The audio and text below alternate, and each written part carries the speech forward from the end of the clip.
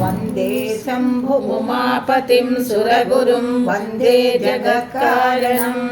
वन्दे पन्नगभूषणं मृगधरं वन्दे पशूनां पतिं वन्दे सूर्यशशाङ्कवह्निनयनं वन्दे मुकुन्दप्रियं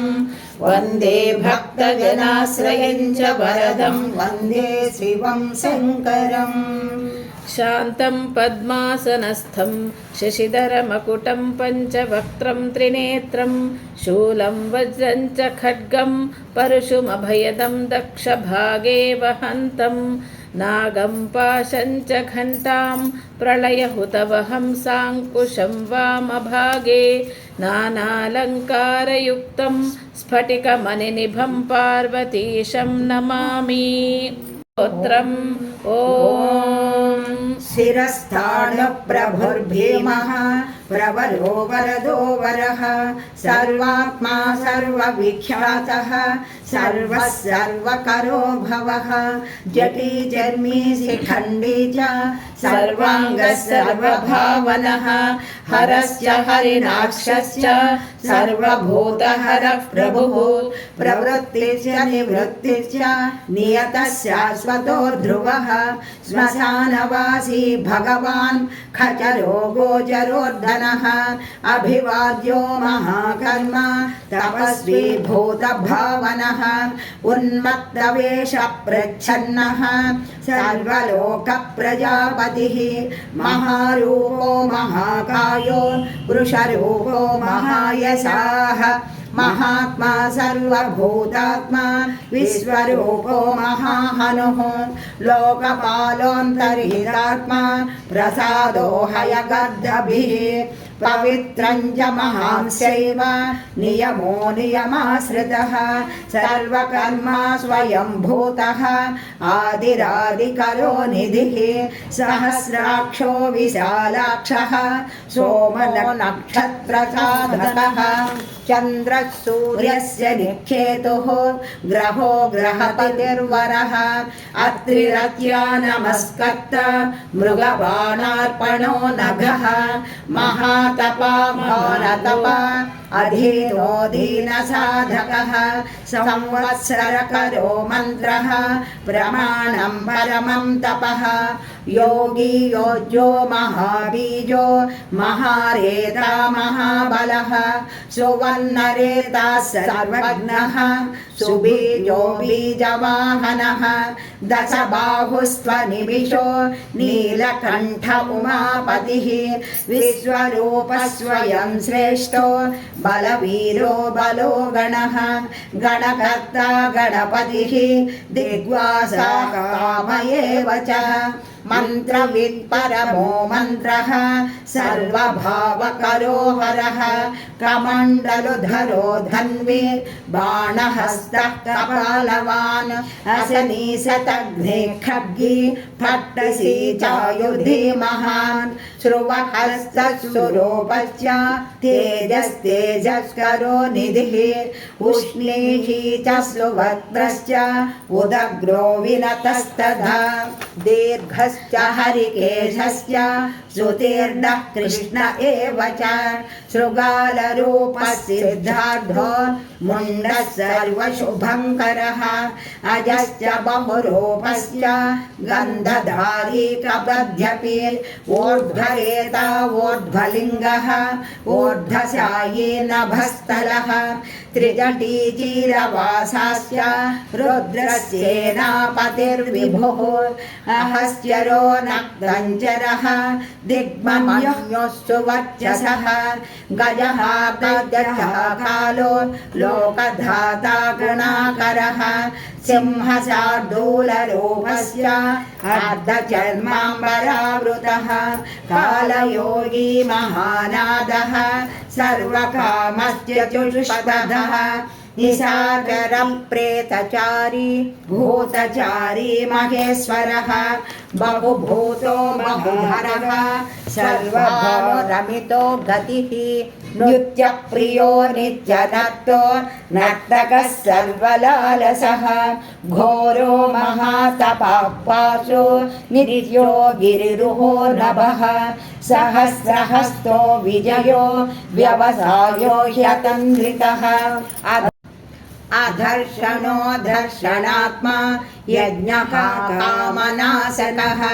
दक्षयागापहारी च सुसहो मध्यमस्तथा तेजोपहारी बलः मुदितोर्धोजितो वरः गम्भीरघोषो गम्भीरो गम्भीरबलवाहनः न्यग्रोधरूपो न्यग्रोधो वृक्षकर्णस्थितिर्विभुः सुतीक्ष्णदशश्चैव महाकायो महाननः विश्वक्सेनो हरिर्यज्ञः संयुगपीडवाहनः तीक्ष्णतापश्च पर्यस्वः सहायः कर्मकालवित् विष्णुप्रसादितो यज्ञः समुद्रो बडबामुखः हुताशनः सहायश्च प्रशान्तात्मा हुताशनः उग्रतेजा महातेजा जन्यो विजयकालवित् ज्योतिषामयनं सिद्धिः सर्वविग्रह एव च शिखी मुण्डी जटी ज्वाली मूर्तिजो मूर्धगो बली वैणवी पणवीताली खलीकालकटङ्कटः नक्षत्रविग्रहमतिः गुणबुद्धिर्लयोगमः प्रजापतिर्विश्वबाहुः विभागः सर्वगोमुखः विमोचनः सुशरणो हिरण्यकवचोद्भवः मेढ्रजो बलचारी च महीचारी श्रुतस्तथा सर्वतूर्यनिनादी च सर्वतोऽध्यपरिग्रहः व्याळरूपो गुहावासी गुहो माली तरङ्गवितो त्रिदशत्रिकालदृक्कर्म सर्वबन्धविमोचनः बन्धनस्वसुरेन्द्राणां युधि शत्रुविनाशनः साङ्ख्यप्रसादो दुर्वासाः सर्वसाधुनिषेवितः प्रस्कन्दनो विभागज्ञो ह्यतुल्यो यज्ञभागवित् सर्ववासः सर्वचारी दुर्वासा वासवो मरः हैमो हेमकरो यज्ञः सर्वधारी धरोत्तमः लोहिताक्षो महाक्षश्च विजयाक्षो विशारदः संग्रहो विग्रहः कर्ता सर्पचीरनिवासनः मुख्यो मुख्यस्य देहस्य काकली सर्वकामदः सर्वकालप्रसादस्य सुबलो बलरूपधृक् सर्वकामवरश्चैव सर्वदः सर्वतोमुखः आकाशनिर्विरूपस्य निपातेह्यवशक्कभः रौद्ररूपोऽंशुरादित्यो बहुरश्मिः सुवच्चसि वसुवेगो महावेगो मनोवेगो निशाचरः सर्ववासी श्रियावासी उपदेशकरो करः मुनिरात्मनिरालोकः संभग्नश्च सहस्रदः पक्षी च पक्षरूपश्च अतिदीप्तो विसाम्पतिः उन्मादो मदनः कामो ह्यस्वत्तोर्धकरो यशः वामदेवस्य वामश्च प्राग्दक्षिणश्च वामनः सिद्धयोगी महर्षिश्च सिद्धार्थः सिद्धसाधकः भिक्षुश्च भिक्षुरूपश्च विपनो मृदुरव्ययः महासेनो विशाखश्च षष्टिभागो गवाम्पतिः वज्रहस्तस्य विष्कम्भी च मोस्तम्भन एव च वृत्तावृत्तकरस्थालो मधुर्मधुकलोचनः। चस्पत्यो वायसनो नित्यमाश्रमपूजितः ब्रह्मचारी लोकचारी सर्वचारी विचारवितो ईशान ईश्वरः कालो निशाचारी पिनाकवान् निमित्तस्थो निमित्तं च नन्दिर्नन्दिकरो हरिः नन्दीश्वरस्य नन्दी च नन्दनो नन्दिवर्धनः भगहारी निहान्ता च कालो ब्रह्म पितामहः चतुर्मुखो महालिङ्गः चारुलिङ्गस्तथैव च लिङ्गाध्यक्षः सुराध्यक्षो योगाध्यक्षो युगावहः बीजाध्यक्षो बीजकर्ता अध्यात्मानुगतो बलः इतिहासः सकल्पश्च गौममोधनिशाकरः दम्भो यदम्भो वैदम्भो वश्यो वशकरः कलिः लोककर्ता पशुपतिः महाकर्ता ह्यनौषधः अक्षरं परमं ब्रह्म बलवान् शक्र एव च नीतिर्ह्यनीतिः शुद्धात्मा शुद्धो मान्यो गतागतः बहुप्रसादः सुस्वप्नो दर्पणो धत्वमित्रजितो वेदकारो मन्त्रकारो विद्वान् समरमर्दनः मेघनिवासी च महाघोरो वसीकरः अग्निज्वालो महाज्वालो हतिधूम्रो हुतो हविः वृषणशङ्करो नित्यं वर्चस्वी धूमकेतनः नीलस्तधाङ्गुलुब्धश्च शोभनो निरवग्रहः स्वस्ति भावश्च भागी भागकरो लघुः उत्सङ्गश्च महाङ्गश्च महागर्भपरायणः कृष्णवर्णः सुवर्णश्च इन्द्रियं सर्वदेहिनां महापादो महाहस्तो महाकायो महायशाः महामूर्धा महामात्रो महानेत्रो निशालयः महान्तको महाकर्णो महोष्टश्च महासनः महानासो महाकम्बुः महाग्रीवश्मशानभाक् महावक्षा महोरस्को ह्यन्तरात्मानुगालयः लम्बनो लम्बितोष्ठश्च महामायः पयोनिधिः महादन्तो महादंष्टो महाजिह्वो महामुखः महानखो महारोमा महाकेशो महाजटः प्रसन्नश्च प्रसादश्च प्रत्ययो गिरिसाधनः स्नेहनो स्नेहनस्यैव ह्यजितश्च महामुनिः वृक्षाकारो वृक्षकेतुः अनलो वायुवाहनः गण्डली मेरुधामा च देवाधिपतिरेव च अधर्वशीर्षः सामास्यः ऋक्सहस्रामिते क्षणः यजुःपादभुजो गुह्यः प्रकाशो जङ्गमस्तथा अमोघार्धप्रसादस्य अभिगम्यः सुदर्शनः उपकारप्रियः सर्वः कनकः काञ्चनच्छविः नाभिर्नन्दिकरो भावः पुष्करस्तपतिस्थिरः द्वादशत्रासनच्छाद्यो यज्ञो यज्ञसमाहितः नक्तं कलिश्च कालश्च मकरः कालपूजितः सगुणो गणकारश्च भूतवाहनसारथिः भस्मशयो भस्मगोप्ता भस्मभूततरुर्गणः लोकपालस्तथा लोको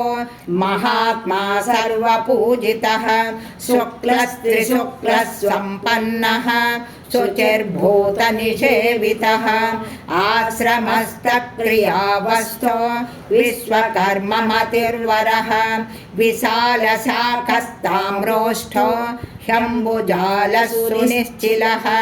कपिलः कपिशः शुक्लः आयुश्चैव परोपरः गन्धर्वो ह्यदितीर्थाक्ष्यः सुविज्ञेयो सुशारदः परस्वदायुधो देवो ह्यनुकारी सुबान्धवः तुम्बवीणो महाक्रोधः ऊर्ध्वरेता जलेशयः उग्रो वंशकरो वंशो वंशनादो ह्यनन्द्रितः सर्वाङ्गरूपो मायावी सुहृदो ह्यनिलो नलः बन्धनो बन्धकर्ता च सुबन्धनविमोचनः स यज्ञारित्सकामारिः महादंष्ट्रो महायुधः बहुधा निन्दितः सर्वः शङ्करः शङ्करो धनः अमरेशो महादेवो विश्वदेवः सुरारिः अहिर्बुध्नो निलाभश्च चेकितानो हविस्तधा अजैकपाशकापाली त्रिशङ्कुरजितः शिवः धन्वन्तरिद्धूमकेतुः स्कन्दो वैश्रवणस्तथा धाता शक्रश्च विष्णुश्च मित्रस्वष्टा ध्रुवोधरः प्रभावः सर्वगो वायुः अर्यमः सविता रविः उषङ्गश्च विधाता च मान्धाता भूतभावनः विभुर्वन्न विभावी च सर्वकामगुणावहः पद्मनाभो महागर्भः चन्द्रवक्त्रो नीलो नलः बलवांश्चोपशान्तश्च पुराणः पुण्यचञ्चुरी कुरु कर्ता कुरु वासी कुरु भूतो गुणौषधः सर्वाशयो दर्भचारी सर्वेषां प्राणिनां पतिः देवदेवः सुखासक्तः सदसत् सर्वरत्नवितो कैलासगिरिवासी च हिमवद्गिरिसंश्रयः कूलहारी कूलकर्ता बहुविद्यो बहुप्रदः वणिजो वर्धकी वृक्षो वकुलश्चन्दनच्छदः सारग्रीवो महाजत्रुः अलोलस्य महौषधः सिद्धार्थकारी सिद्धार्थः छन्दो व्याकरणोत्तरः सिंहनादः सिंहदंष्टः सिंहगः सिंहवाहनः प्रभावात्मा जगत्कालस्तालो लोकहितस्तरुः सारङ्गो नवचक्राङ्गः केतुमाली सभावनः भूतालयो भूतपतिः अहोरात्रमनिन्दितः वाहिता सर्वभूतानां निलयश्च विभुर्भवः अमोघः संयुतो ह्यस्वो भोजनप्राणधारणः धृतिमान् मतिमान् दक्षः सत्कृतश्च युगाधिपः गोपालिर्गोपतिर्ग्रामो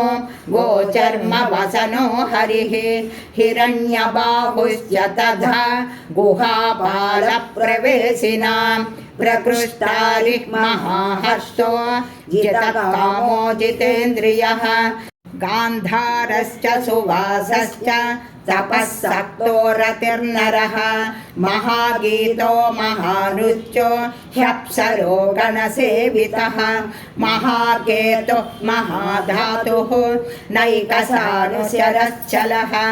आवेदनीय आदेशः सर्वगन्धसुखावहः तोरणस्तारणो वातः परिधिपतिकेचरः संयोगो वर्धनो वृद्धो ह्यतिवृद्धो गुणाधिकः नित्य आत्मसहायश्च देवासुरपतिः पतिः युक्तश्च युक्तबाहुश्च देवो दिवि सुपर्वणः आषाढश्च सुषाढश्च ध्रुवो दहरणो हरः वपुरा वर्तमानेभ्यो वसुश्रेष्ठो महापदः शिरोहारी विमर्शश्च सर्वलक्षणलक्षितः अक्षश्च रथयोगी च सर्वयोगी महाबलः साम्नायो समान्नायः तीर्थदेवो महारथः निर्जीवो जीवनो मन्त्रः शुभाक्षो बहुकर्कशः रत्नप्रभूतो रत्नाङ्गो महार्णवनिपानवितो मूलं विशालो ह्यमृतो व्यक्ततपो निधिः आरोहणो धिरोहश्च शीलधारी महायशाः सेनाकल्पो महाकल्पो योगो योगकरो हरिः युगरूपो महारूपो महानागहनो वधः न्यायनिर्वापणः पादः पण्डितो ह्यचलोपमः बहुमालो महामालः शशिहरसुलोचनः विस्तारो लवणः कूपः त्रियुगः सफलोदयः त्रिशनो निषण्णाङ्गो मणिविद्धो जटाधरः बिन्दुर्विसर्गः सुमुखः शरः सर्वायुधः सहः निवेदनः सुखाजातः सुगन्धारो महाधनुः गन्धपाली च भगवान् उत्थानः सर्वकर्मणां मन्धानो बहुलो वायुः सकलः सर्वलोचनः तलस्थालः करस्थाली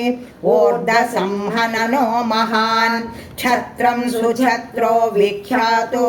लोकः सर्वाश्रयक्रमः मुण्डो विरूपो विकृतो दण्डी कुण्डी विकुर्वणः हर्यक्षकुभो वज्री शतव्यूहा सहस्रपात् सहस्रमूर्धा देवेन्द्रः सर्वदेवमयो गुरुः सहस्रबाहुः सर्वाङ्गः शरण्यः सर्वलोककृतो पवित्रं त्रिककुन्मन्त्रः कनिष्ठः कृष्णपिङ्गलः ब्रह्मदण्डविनिर्माता शतघ्निपाशशक्तिमान् पद्मगर्भो महागर्भो ब्रह्मगर्भो जलोद्भवः गभस्ति ब्रह्मकृद्ब्रह्मे ब्रह्मविद् ब्राह्मणो गतिः अनन्तरूपो नैकात्मा तिग्मतेजः स्वयंभुवः ऊर्ध्वगात्मा पशुपतिः वातरंहो मनोजवः चन्दनी पद्मनालाग्रः सुरभ्युत्तरणो नरः कर्णिकार महास्रग्वी नीलमौलिपिनाकधृतो उमापतिरुमाकान्तो जाह्नवीधृक्-उमाधवः वरो वराहो वरदो वरेण्यः सुमहास्वनः महाप्रसादो दमनः शत्रुः श्वेतपिङ्गलः प्रीतात्मा परमात्मा च प्रयतात्मा प्रधानधृतो सर्वपार्श्वमुखरक्षः धर्मसाधारणो वरः चराचरात्मा सूक्ष्मात्मा अमृतो गोवृषेश्वरः साध्यर्षिवसुरादित्यो विवस्वासविदामृतः व्याससर्गस्सु संक्षेपो विस्तरः पर्ययो नरः ऋतुः संवत्सरो मासः पक्षः संख्या समापनः कलाकाष्ठलवमात्रा मुहूर्ताः क्षपाक्षणाः विश्वक्षेत्रं प्रजाबीजं लिङ्गमाद्यस्तु निर्गमः सदसद्व्यक्तमव्यक्तं पिता माता पितामहः स्वर्गद्वारं प्रजाद्वारं मोक्षद्वारं त्रिविष्टपं निर्वाणं ह्यादनश्चैव ब्रह्मलोकपरागतिः देवासुरविनिर्माता देवासुरपरायणः देवासुरगुरुर्देवो देवासुरनमस्कृतः देवासुरमहामात्रो देवासुरगणाश्रयः देवासुरगणाध्यक्षो देवासुर सुरगणाध्यक्षो देवासुरगणाग्रणीः देवादिदेवो देवर्षिः देवासुरवरप्रदः देवासुरेश्वरो विश्वो देवासुरमहेश्वरः सर्वदेवमयो चिन्त्यो देवतात्मात्मसम्भवः उद्भित्रिविक्रमो वैद्यो विरजो नीरजो मरः ईड्यो हस्तीश्वरो व्याघ्रो देवसिंहो नरर्षभः विबुधोऽग्रवरः सूक्ष्मः सर्वदेवस्तपोमयः सुयुक्तः शोभनो वज्रे प्रासानां प्रभवो व्ययः गुहाकान्तो निजः सर्गः पवित्रं गुहाकान्तो निजः सर्गः पवित्रं सर्वपावनः शृङ्गी शृङ्गप्रियो बभ्रू राजराजो निरामयः अभिरामः सुरगणो विरामः सर्वसाधनः ललाटाक्षो विश्वदेवो हरिणो ब्रह्मवर्चसः स्थावराणां पतिश्चैव नियमेन्द्रियवर्धनः सिद्धार्थसिद्धभूतार्थो चिञ्चत् सत्यव्रतः शुचिः व्रतादिपः परं ब्रह्म भक्तानां परमागतिः विमुक्तो मुक्ततेजस्य श्रीमान् श्रीवर्धनो जगत् व्रतादिपः परं ब्रह्म भक्तानां परमागतिः विमुक्तो मुक्ततेजस्य श्रीमान् श्रीवर्धनो जगत् विमुक्तो मुक्ततेजस्य श्रीमान् श्रीवर्धनो जगत् प्रदानं भगवान् इति भक्त्या स्तुतो मया यन्न ब्रह्मदयो देव विदुसत्त्वेन नर्षयः स्तोतव्यमर्त्यं वन्द्यं च कः स्तोष्यति जगत्पतिं भक्त्या त्वेवं पुरस्कृत्य मया यज्ञपतिर्विभुः ततोऽभ्यनुज्ञां सम्प्राप्य स्तुतो मतिमतं वरः शिवमेभिस्तुवं देवं नामभिः पुष्टिवर्धनैः नित्ययुक्तः शुचिर्भक्तः प्राप्नोत्यात्मानमात्मना इति श्रीमहाभारते आनुशासनपर्वणि दानधर्मपर्वणि महादेव श्रीशिवसहस्रनामस्तोत्रं नाम सप्तदशोऽध्यायः श्रीशिवसहस्रनामस्तोत्रं सम्पूर्णम्। ఇలా నా ఈ స్తోత్రాలన్నీ వినాలనుకుంటే లైక్ చేయండి, షేర్ చేయండి, సబ్స్క్రైబ్ చేయండి. అలాగే మీ అమూల్యమైనటువంటి అభిప్రాయాలను కామెంట్ ద్వారా తెలియజేయండి. మీ ప్రసన్నలక్ష్మి.